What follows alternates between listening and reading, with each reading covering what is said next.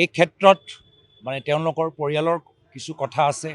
নিশ্চয় প্ৰতীক বৰদলৈ ডাঙৰীয়া এনেকুৱা এটা পৰিস্থিতিৰ সন্মুখীন হ'ব কেতিয়াও ভাবা নাছিল। প্ৰতীকৰ প্ৰতি মোৰ সহানুভূতি আছে, সমৰ্থন আছে, নৈতিক সমৰ্থন আছে।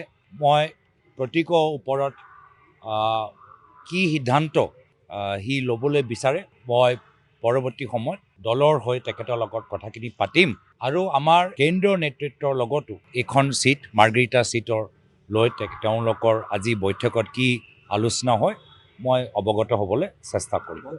যে আমি যোৱাকালি তেখেতৰ ঘৰলৈ গৈছিলোঁ, নিশ্চয় আমি কথা পাতিলোঁ, কিন্তু পুনৰবাৰ এই নিৰ্বাচন এটা বিশেষ নিৰ্বাচন। এই নিৰ্বাচন কোনো দলৰ নিৰ্বাচন নহয়, এই নিৰ্বাচন কোনো ব্যক্তিৰ ব্যক্তিগত চিন্তাৰ সম্পৰ্কত এই নিৰ্বাচন আয়োজন কৰা নাই। এই নিৰ্বাচন অসমৰ ৰাইজৰ বাবে এটা গুৰুত্বপূৰ্ণ মুহূৰ্ত।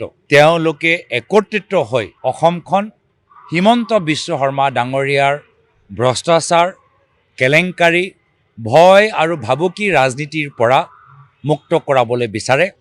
মই যিমান অসমৰ মানুহৰ মাজত সোমাইছোঁ, সেয়াই কথা মই অসমৰ ৰাইজৰ পৰা গম পাইছোঁ আৰু অসমৰ ৰাইজক হিমন্ত বিশ্ব শৰ্মা ডাঙৰীয়াৰ ভয় আৰু ভাবুকি আৰু তেওঁলোকৰ নিম্ন স্তৰৰ ৰাজনীতিৰ পৰা মুক্তি দিয়াবলৈ জান প্ৰাণ লগাম। পুনৰবাৰ কৈছোঁ, এই নিৰ্বাচন কোনো দলৰ নিৰ্বাচন নহয়। এই নিৰ্বাচনত জনগোষ্ঠী 6 জনগোষ্ঠীয়ে বিচাৰিছে যে জনজাতিকৰণ বিৰোধিতা কৰা হিমন্ত বিশ্ব শৰ্মা ডাঙৰীয়াক বিৰোধ কৰা।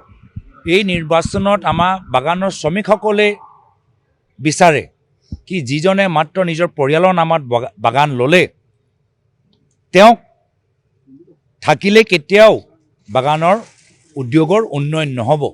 তেওঁলোকে আজি হিমন্ত বিশ্ব শৰ্মা ডাঙৰীয়া বিৰোধিতা কৰে।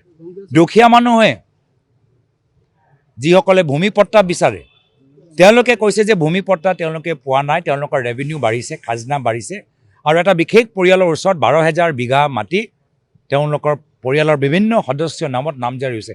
তেওঁলোকে বিৰোধিতা কৰিছে। সেইকাৰণে এই নিৰ্বাচন নৱপ্ৰজন্ম বিচাৰে। এই নৱপ্ৰজন্ম যাৰ বাবে আজি জল জীৱন আঁচনিত তেওঁলোকে ঠিকাদাৰ হ'বলৈ এটা সপোন দেখিছিল, আজি তেওঁলোকৰ সপোনৰ ওপৰত হিমন্ত বিশ্ব শৰ্মা ডাঙৰীয়া চেঁচা পানী পেলাই থৈ গ'ল। আশা কৰ্মী, অংগনৱাড়ী কৰ্মীসকল, সেইসকলে আজি মুক্তি বিচাৰে।